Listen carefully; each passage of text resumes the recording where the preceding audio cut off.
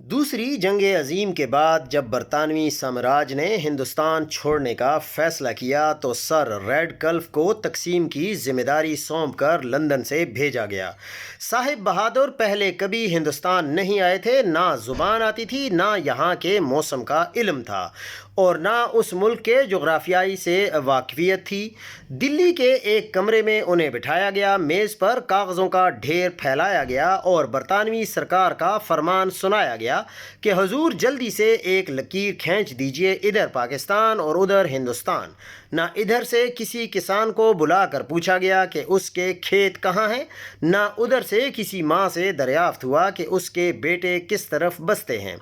जिस ज़मीन पर लकीर खींची जाती है उसके लोगों को दरवाजे के बाहर रख कर अंदर उनकी किस्मत का फैसला हुआ। हमारे बुज़ुर्ग कहते हैं कि जब इस लकीर ने कागज़ से निकल कर ज़मीन पर कदम रखा तो पता चला मस्जिद उधर रह गई, कब्रिस्तान उधर चला गया, भाई इधर हैं, माँ बाप की कब्रें उधर हैं। रेडक्लिफ साहब ने चंद हफ्ते काम किया, फाइल बंद की, जहाज़ पकड़ा और वापस लंदन चले गए। लेकिन सरहद यहाँ रह गई, लाशें यहाँ रह गईं, कई ट्रेनों और जो लुटी इज्जतों और बिछड़े ख़ानदानों की कहानियाँ यहीं रह गईं।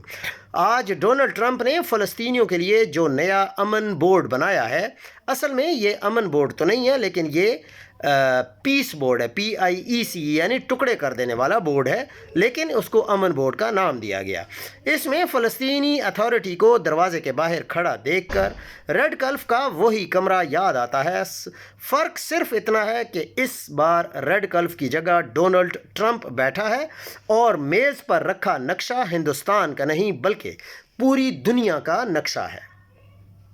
डोनाल्ड ट्रंप को अक़वाम मुत्तहिदा से जो पुरानी चिढ़ है, वो कहते हैं ये इदारा निकम्मा है, यहाँ तकरीरें ज़्यादा होती हैं, फ़ैसले कम होते हैं और सबसे बड़ी गुस्ताखी ये कि यहाँ पर मुल्क को बोलने का हक मिल जाता है। अफ्रीका का कोई छोटा सा मुल्क हो, बहरे ओकियानूस के बीच का कोई छोटा सा जजीरा हो या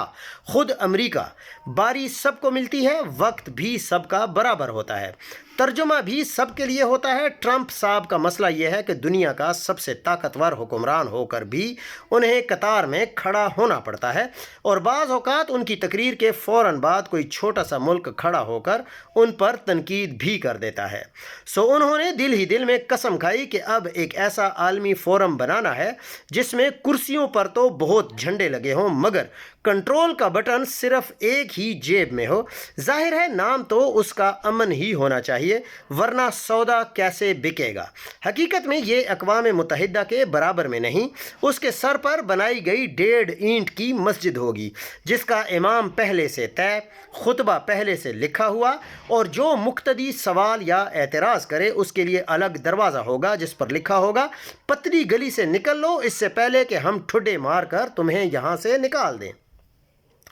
ट्रंप के बनाए हुए अमन बोर्ड के मंशूर की बुनियाद कागज़ पर बहुत खूबसूरत रखी गई है। सबसे ऊपर मोटे हरूफ में लिखा है दुनिया में जंग नहीं अमन चाहिए। आगे कहीं ये नहीं बताया गया कि जंग किसको कहेंगे और अमन किसे मानेंगे।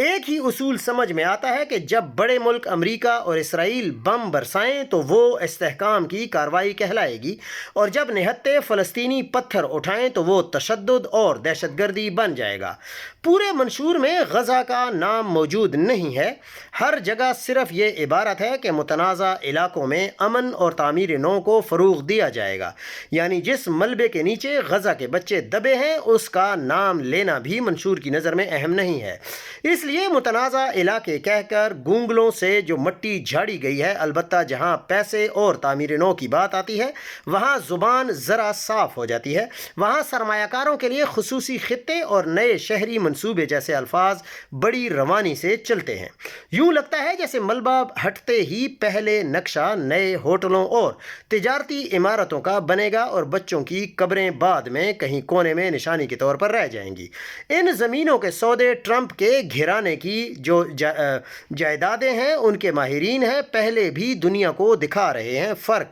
सिर्फ इतना है कि इस बार प्लाटों की पैमाइश लाशों के ऊपर होगी। منشور میں صاف لکھا ہے کہ ڈونلڈ ٹرمپ امن بورڈ کے تاحیات صدر ہوں گے، انہیں ہٹانے کا کوئی طریقہ درج نہیں، ان کے فیصلوں پر نظر ثانی کا کوئی ذکر نہیں، ویٹو کا حق بھی صرف انہی کے پاس ہوگا، یعنی عالمی امن کے نام پر قائم ادارہ ہے اور اس کا پہلا مستقل مسئلہ خود جمہوریت ہے۔ دنیا کے باقی ممالک کی رائے کا درجہ وہی رکھا گیا ہے جو ہمارے ہاں بڑی میٹنگ میں نوٹس لکھنے والے کی رائے کا ہوتا ہے۔ سب کے سامنے سیٹی بجائی جائے گی، سب کے سامنے بات سنی جائے گی، فائل میں کہیں نہیں لکھی جائے گی۔ منشور $1 ارب کی رضاکارانہ رقم کے عوض مستقل رکنیت کی پیشکش بھی کرتا ہے۔ رقم اتنی ہے کہ غریب ممالک کے لیے امن سے زیادہ قسطوں کا مسئلہ بن جائے، اور ساتھ یہ بھی نہیں بتایا گیا کہ یہ پیسہ کس کھاتے میں جمع ہوگا، کون اس کا آڈٹ کرے گا، اور اس میں سے کتنا حصہ واقعی زخمی علاقوں کی مرہم پٹی پر لگے گا اور کتنا راستے پر سہولت کاروں اور دوست سرمایہ کاروں کے حصے میں آئے گا۔ دہشت گردی کی تعریف کو بھی جان بوجھ کر اتنا مبہم رکھا گیا ہے کہ آج جس گروہ کو دشمن کہہ کر دہشت گرد لکھا جائے وہ کل سرپرست بدل لینے پر قومی مزاحمت کے طور پر قبول ہو سکے۔ اوپر سے منشور اعلان کرتا ہے کہ امن بورڈ مکمل شفاف ادارہ ہے، پھر نیچے چھوٹے حروف میں لکھ دیتا ہے کہ کچھ فیصلے اور کچھ مالی معاملات عالمی سلامتی کے نام پر خفیہ رہیں گے، یعنی فائل پر مہر شفافیت کی ہوگی اور اندر کے صفحے پھر بھی VIP اور اونلی پر ہی انحصار ہوگا۔ اب ذرا اس فہرست پر نظر ڈالیں کہ کن کن ممالک اس امن بورڈ میں شمولیت اختیار کر رہے ہیں۔ ایک طرف وہی پرانے نام ہیں: سعودی عرب، قطر، ترکی، مصر، اردن، متحدہ عرب امارات، ہنگری، ازبکستان، بیلاروس، جن کی اپنی سرزمین پر اختلاف رائے کو برسوں سے بدامنی بول کر کچل کر خاموشی کو استحکام کا نام دیا جاتا ہے۔ اس فہرست میں سب سے اوپر اسرائیل کا نام جگمگا رہا ہے، وہی اسرائیل جو غزہ کے قتل عام کا سب سے بڑا ذمہ دار ہے،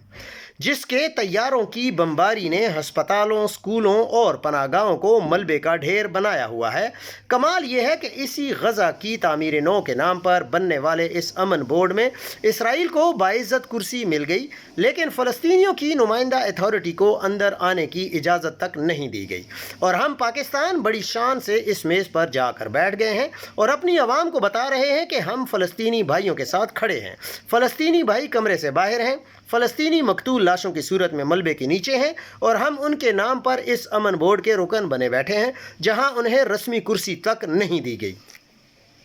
غزہ کے ملبے تلے دبی معصوم لاشوں کو جب خبر ملی ہوگی کہ عالم اسلام کی واحد ایٹمی طاقت پاکستان اسی امن بورڈ میں اسرائیل کے ساتھ ایک ہی میز پر بیٹھ گئی ہے، تو خوشی تو کیا ہونی تھی، شاید بس یہ وہم ٹوٹا ہوگا کہ کم از کم یہ ملک تو ہمارے ساتھ کھڑا ہوگا۔ ٹرمپ اعلان کر چکا ہے کہ امن بورڈ کا پہلا کام حماس کو غیر مسلح کرنا ہے۔ رکن ممالک اس کے لیے اپنی خدمات دیں گے، یعنی جن کے گھر سلامت ہیں وہ طے کریں گے کہ جس کا گھر راکھ ہو چکا وہ کب اور کیسے لاٹھی بھی پھینکے۔ ادھر پاکستان میں وہ حکومت جو عوامی مینڈیٹ کے بغیر مسلط کی گئی ہے، چپ چاپ اس منصوبے پر دستخط کر کے آ گئی ہے، نہ پارلیمان سے پوچھا نہ عوام سے، بس ایک اور عالمی ٹھپا ہمارے نام پر لگا دیا گیا۔ خطرہ یہ ہے کہ آج ہم غزہ کے نام پر جس کمرے میں بیٹھے ہیں، کل کو وہی امن بورڈ ہماری فائل کھول کر کشمیر، بلوچستان، مذہبی انتصاب پسندی اور ہمارے جوہری پروگرام کو عدم استحکام کی مثال بنا کر ہمیں ہی کٹہرے میں کھڑا کرے گا، اور شرط رکھے گا کہ ذمہ دار بننا ہے تو یہ گروہ ختم کرو، یہ پالیسیاں بدلو، ان ہتھیاروں پر نگرانی قبول کرو۔ جب اسرائیل اور بھارت اسٹریٹجک پارٹنرز ہیں اور برسوں سے یہی خواب دیکھ رہے ہیں کہ پاکستان کی طاقت، خاص طور پر اس کا ایٹمی پروگرام، کسی نہ کسی زنجیر میں جکڑا جائے، اسی امن بورڈ میں ہماری شمولیت جو ہے وہ کل ہمارے گلے کی ہڈی بن سکتی ہے، کیونکہ جو ہماری بات ہے وہ اگرچہ ٹرمپ کے نام سے ہوگی مگر قلم اصل میں نیتن یاہو کے ہاتھ میں ہی ہوگا۔ اصل کھیل یہاں سے شروع ہوتا ہے کہ امن بورڈ اپنے آپ کو قانون، انصاف اور شفافیت کا روشن مینار بتائے گا، لیکن اندر سے وہی پرانی اندھیری گلی ہوگی جس میں برسوں سے کمیشن بنتے ہیں، رپورٹیں لکھی جاتی ہیں اور آخر میں فائل الماری کی نچلی تہہ میں رکھ دی جاتی ہے۔ منشور میں اونچی آواز سے لکھا جائے گا کہ ہر ملک کی خود مختاری کا احترام بنیادی اصول ہے، مگر اسی قاتل کے کسی خفیہ ورک پر نوٹ ہوگا اور یہ جو فائل بن رہی ہے اس میں بھی کسی جو